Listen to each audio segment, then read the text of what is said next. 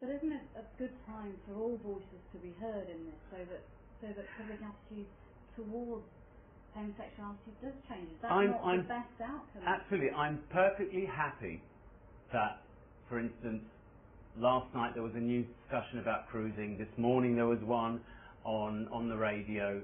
I'm perfectly happy for these things. I'm perfectly happy to be the spokesperson that says, for God's sake, you know, this will be looked back on in 20 years' time. We will look back on some of the things that we say about gay people today with horror, right? I really truly believe that. And the only way for that to happen is for these discussions to happen. But do I always have to be at the centre of them just because I'm George Michael and I refuse to acknowledge that being a celebrity means that I should stay at home and not do what I want to do? I would absolutely say my right. I hope to be remembered as a gay man, at least by the gay community, as a gay man who would not be apologetic for his sexuality. That's as much as I can do. And the only way it seems to do that these days, because the actual blocking from the rest of the media is so huge, the only way is legally.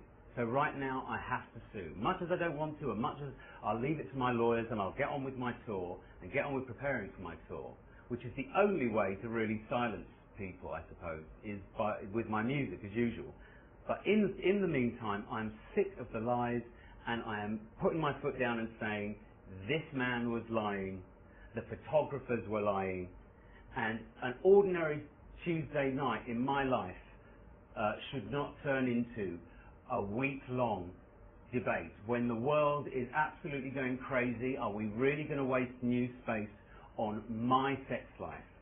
It's just a joke. And much as I'm going to be out of this whole thing, I think the tour will be the last point at which I'll have any dealings with the commercial media, at least.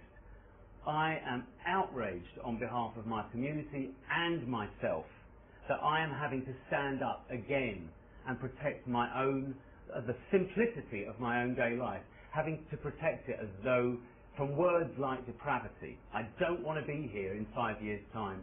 If my taking legal action does anything to change that, that would be fantastic. Right now, what I'm mainly interested in is the individuals involved and making sure that they pay some price for having wasted a week of my life and absolutely encouraged and promoted homophobia in our media.